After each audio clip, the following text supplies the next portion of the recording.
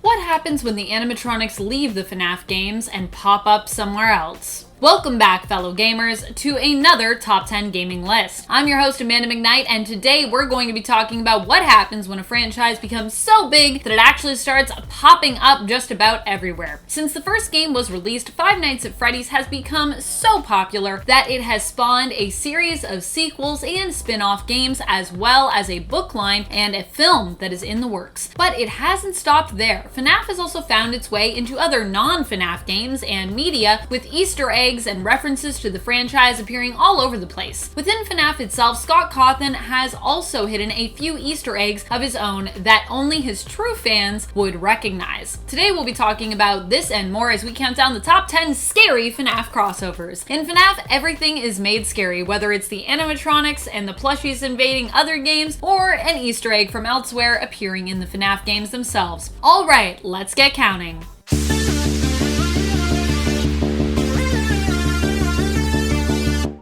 Number 10. FNAF books. FNAF doesn't just have a line of toys, it has a whole series of horror books as well, which dive more into expanding the characters and lore of the games, as well as filling in some of the cracks. Though really quite a few have seemed more about expanding than really helping with unanswered questions thus far. However, Scott himself has said that he plans to double back on some things and fill in some gaps in the lore with these books, which he has helped to write. Each one typically consists of 3 different scary tales, each relating in some way to the world of FNAF. Number 9. Chucky Cheese. While the restaurant itself has yet to do a crossover location with FNAF, which, let's be honest, would be pretty cool to visit, they have still made reference to FNAF in their 2018 Halloween special, which you can find here on YouTube actually. In that video, Chucky Cheese finds himself tasked with retrieving a pumpkin spice pizza pie recipe from a very old and run-down Chucky Cheese location. He arrives at the location only to find that many of the animatronics there are in a state of disrepair, and the location actually hasn't been visited by customers in years, but instead it is watched over by a security guard named Fred, who works there 5 nights a week. 5 nights? Really? The animatronics initially appear pretty hostile, and we find out that Fred monitors the location from his office using 5 security cam feeds. The office also has doors that slide down vertically and can be triggered to be opened or closed with a switch. Number 8. Adventure Coffee. Scott added in an Easter egg that only his truest fans would recognize in the FNAF world. Coffee is a character who originally appeared in Scott's game The Desolate Hope. The character could be unlocked in the FNAF World game when the player completed FNAF World 57 without relying on any cupcake upgrades. Adventure Coffee also briefly appears as an Easter egg in the FNAF VR game Help Wanted. Adventure Coffee is basically a mobile coffee maker with an antenna. It also, however, appears to have some arms and even sort of little light up yellow eyes with eyelashes. All in all, it's pretty cute. Number 7. ScoobyDoo. Spy Cakes showed off a mod for the game Gary's Mod, where they could play through a version of FNAF created in that sandbox game. They ended up playing through the game in Scooby-Doo skins for Fred and Shaggy, but they had some difficulty with their actual Scooby-Doo skin itself, so instead, the player that was going to wear that was actually wearing a shark skin, which they were calling Scooby-Doo in a shark costume. The gameplay shows them exploring a Freddy's location as the Scooby Gang, or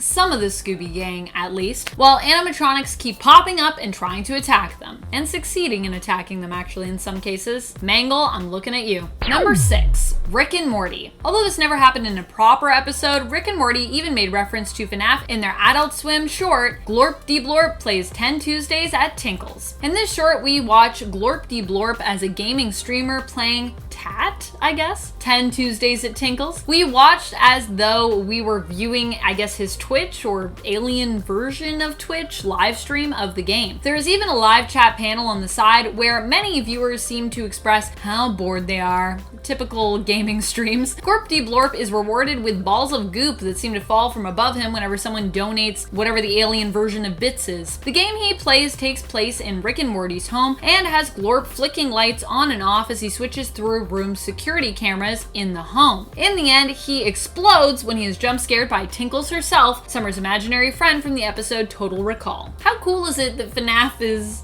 acknowledged by Rick and Morty. I think that's pretty cool. Number 5, Spooky's Jump Scare Mansion. The game Spooky's Jump Scare Mansion also acknowledges the horror of FNAF with its character Unknown Specimen Number 2, nicknamed Otto the Otter. Otto appears to be an animatronic otter whose mouth is permanently open. You might be thinking, but there are no otters in FNAF, so how is this related? Well, although the otter itself is obviously not a character from the FNAF game, it is definitely a reference to the game. If you don't believe me, just listen to its laugh, which sounds almost identical to that of Freddy Fazbear's.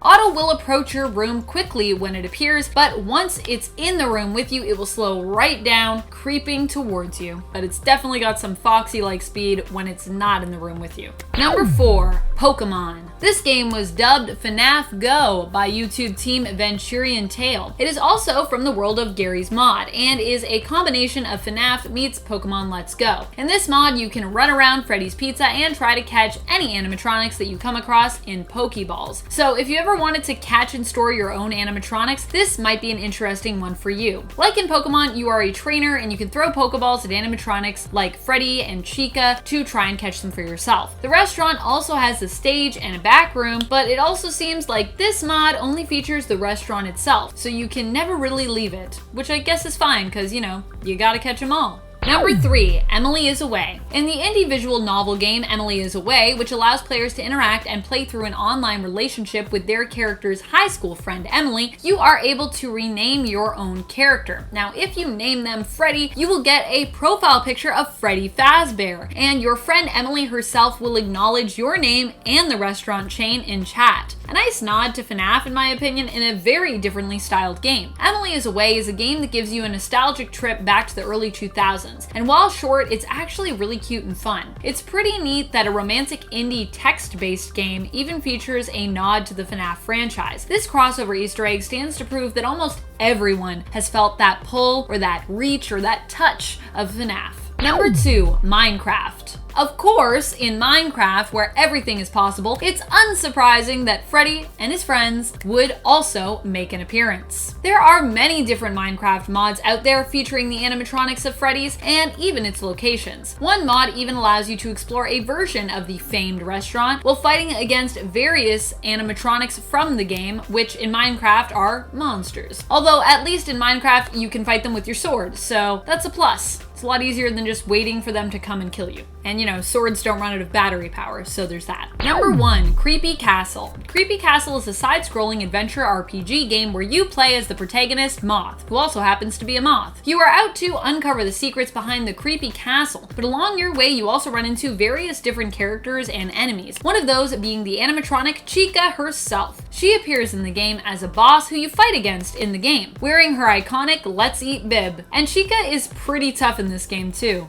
She really is a boss. Thank you so much for watching. Are there any games or shows that you think make specific reference to FNAF and its characters? Do you have any favorite crossovers of your own? And what crossover games would you like to see involving FNAF? How about a Sonic and FNAF game? That would be pretty cool. And have you read the FNAF books? And if so, what were your thoughts? Let us know in the comments below. If you have any friends who are also FNAF fans, why not give this list a share so they can check out some of these crossovers into other games, books, and media. This has been Top 10 Gaming, and I'm your host, Amanda McKnight, reminding you to keep on gaming on. Pew pew! FNAF doesn't just have a line of toys, it has a Who series.